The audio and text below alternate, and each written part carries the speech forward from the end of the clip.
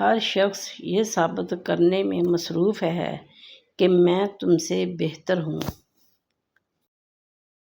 تصویر اور تصور ہمیشہ حسین ہوتے ہیں۔ مزاج کے خلاف بات پر مسکرا کر نظر انداز کر دینا لڑنے سے بہتر ہے۔ بھولتا تو کوئی نہیں، بس یاد کرنے کے بہانے ختم ہو جاتے ہیں۔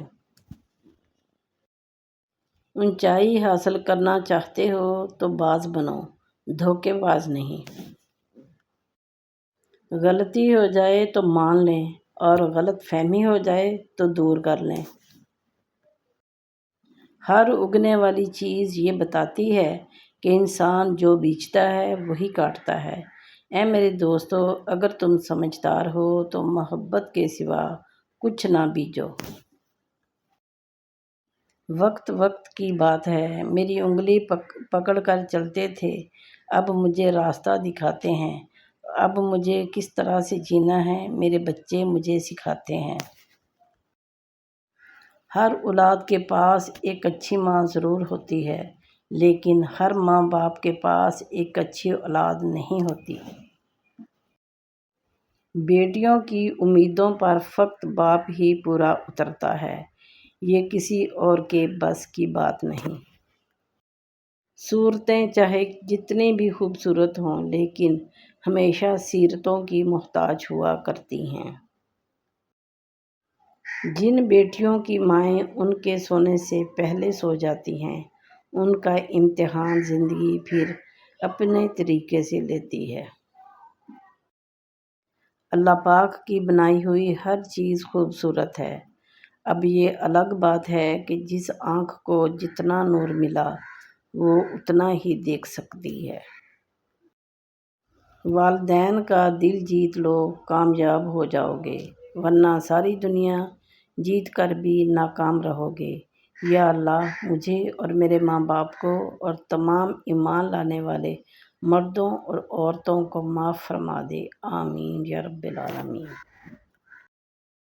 ذرا غور کیجئے کہ قبرستان میں ہم دیکھ بھال کر قدم اٹھاتے ہیں تاکہ کسی قبر پر پاؤں نہ پڑ جائے، لیکن زندگی میں نہ جانے کتنے زندہ انسانوں اور ان کے جذبوں کو پاؤں تلے روند دیتے ہیں اور ہمیں احساس تک بھی نہیں ہوتا۔ زندگی بڑی عجیب ہے، کبھی گلزار سی، کبھی بیزار سی۔ ترقی آگے جانے سے نہیں بلکہ 1400 سال پیچھے جا کر حضرت محمد صلی اللہ علیہ وآلہ وسلم کی سنت سے ملتی ہے۔ بزرگ کہتے ہیں فصل رنگ بدلے تو کاٹ دو، لوگ رنگ بدلے تو چھوڑ دو۔ بزرگ کہتے ہیں بیٹا جن کی اولاد نظریں جھکا کے چلتی ہے، ان کے والدین نظر اٹھا کر چلتے ہیں۔ عورت کا جنازہ۔ عورت کے جنازے میں گھر کے افراد کہتے ہیں میت کا منہ ڈھانپ دیں، غیر محرم نہ دیکھیں۔ اللہ کی قسم، زندہ عورت کے لیے بھی یہی حکم ہے۔ جب نیت کچھ ہو اور عمل کچھ اور ہو تو پھر قسمت کبھی نہیں بدلتی۔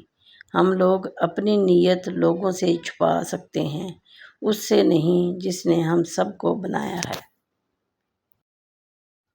اگر کوئی شخص اپنی سانسوں کی تعداد کے برابر بھی آپ صلی اللہ علیہ وآلہ وسلم پر درود پاک پڑھتا رہے تو وہ آپ صلی اللہ علیہ وآلہ وسلم کا حق ادا نہیں کر سکتا اور نہ ہی آپ صلی اللہ علیہ وآلہ وسلم کی نعمت کا قرض چکا سکتا ہے۔ ذرا سا صبر تھا جو کر گئے ہم، اسے لگنے لگا تھا مر گئے ہم۔ یہ ناقدری ہماری اس لیے ہے تیرا ہونے میں جلدی کر گئے ہم۔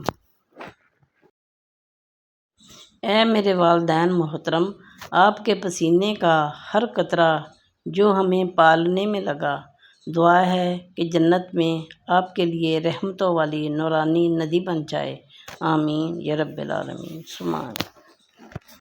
پیارے بہن بھائیو، آپ کو میری ویڈیو کیسی لگی اگر آپ کو ویڈیو اچھی لگی ہو تو ویڈیو کو لائک کیجیے، دوستوں کے ساتھ شیئر کیجیے اور چینل کو سبسکرائب کیجیے۔